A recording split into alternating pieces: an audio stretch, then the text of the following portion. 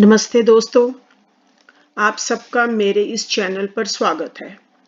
आज हम जिस विषय पर यहाँ चर्चा करने जा रहे हैं वह है संख्या। बच्चों, आप पिछले अध्याय में जान चुके हैं कि प्रयोग के आधार पर शब्दों को दो भागों में बांटा जाता है। कौन कौन से? विकारी शब्द, अविकारी शब्द। और संख्या विकारी शब्द है जिसमें लिंग, वचन, कारक आदि के कारण परिवर्तन आ जाता है।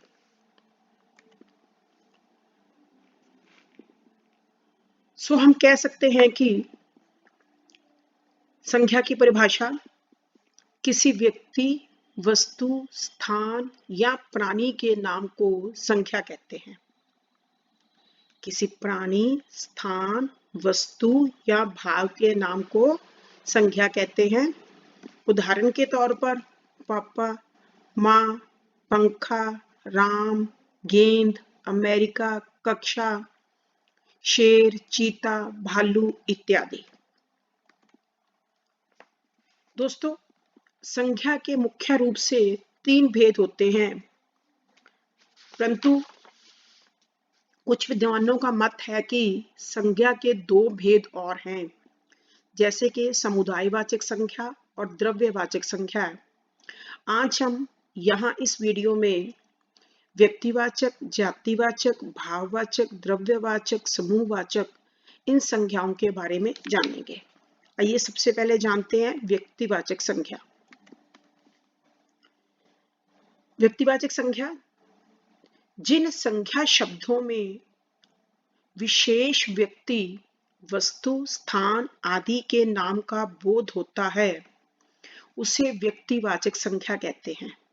जैसे मेरी प्रिय दोस्त का नाम ऐश्वर्या है, वह दिल्ली में रहती है, उसका प्रिय खेल क्रिकेट है, वह विराट कोहली की बल्लेबाजी देखने में बड़ा मजा आता है।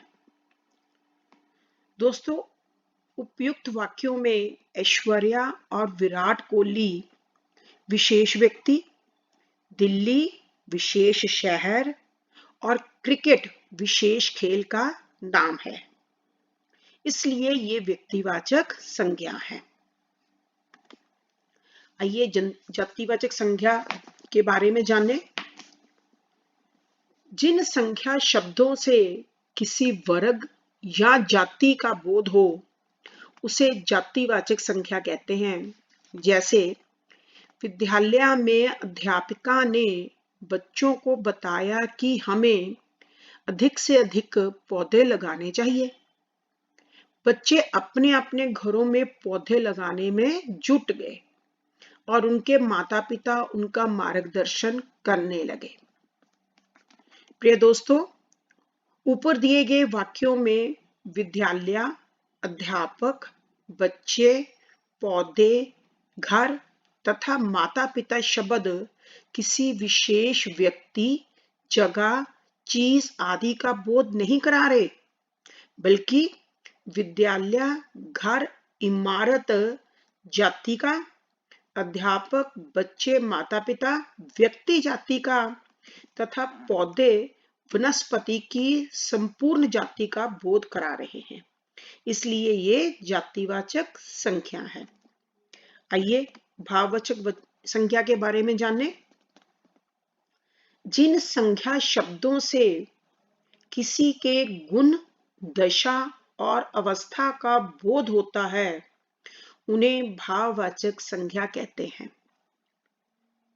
जो शब्द किसी चीज या पदार्थ की अवस्था, दशा या भाव का बोध कराते हैं उन शब्दों को भाववाचक संख्या कहते हैं। जैसे बचपन, बुढ़ापा, मोटापा, मिठास, उमंग आदि। आइए इसको भी एक उदाहरण से समझते हैं। स्नेहा एक अच्छी लड़की है, वह हमेशा अच्छाई का साथ देती है, बुराई का नहीं। उसे हरियाली बहुत पसंद है। एक दिन वह इंद्रधनुष की सुंदरता को देखकर प्रसन्नता से उछल पड़ी।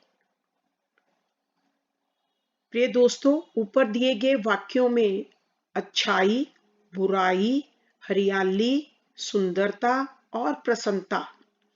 ये शब्द गुण और भाव को दर्शा रहे हैं, इसलिए ये भाववाचक संज्ञा है।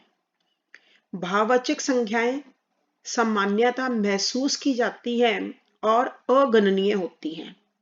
इनका प्रयोग हमेशा एक वचन में ही होता है। आइए समुदायवाचक संज्ञा को जानें।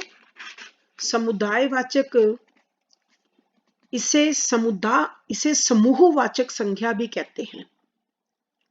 जिन संज्ञा शब्दों में किसी समुदाय या समूह का बोध हो, उसे समूहवाचक या समुदायवाचक संज्ञा कहते हैं।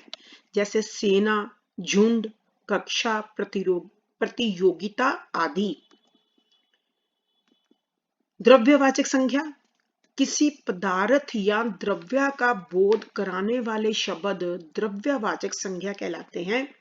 जैसे स्टील, लोहा, कोयला, चीनी आदि। आशा है आप सबको संज्ञा की परिभाषा और संज्ञा के भेद, जो कि व्यक्तिवाचक, जातिवाचक, भाववाचक, समुदायवाचक, द्रव्यवाचक, स्पष्ट हैं। आइए निम्नलिखित शब्दों में से व्यक्तिवाचक, जातिवाचक और भाववाचक, समुदायवाचक, द्रव्यवाचक संख्याएं जानें। सबसे पहले राम, दिल्ली, जनवरी, ये है व्यक्तिवाचक संज्ञा। कक्षा, सेना, भीड़, झुंड, गुच्छा, ये समुदायवाचक। समुदायवाचक क्योंकि ये समूह को बोध करवाती हैं। बचपन, भय, प्यार, मित्रता, हरियाली, ये सब भाववाचक संज्ञा है, क्योंकि इन्हें हम महसूस कर सकते हैं। तेल, दूध, पानी, घी, चावल, ये द्रव्यवाचक संज्ञा है, क्योंकि इन्हें किसी पदार्थ या द्रव्य का बोध करने के लिए प्रयोग किया जाता है। प्रिय दोस्तों, आशा है हमने इस वीडियो में जो चर्चा की है वह सबको स्पष्ट होगी। यदि आपके पास कोई प्रश्न है तो बेझिझक कमेंट बॉक्स में लिखें। वीडियो देखने के लिए बहुत बहुत धन्यवाद।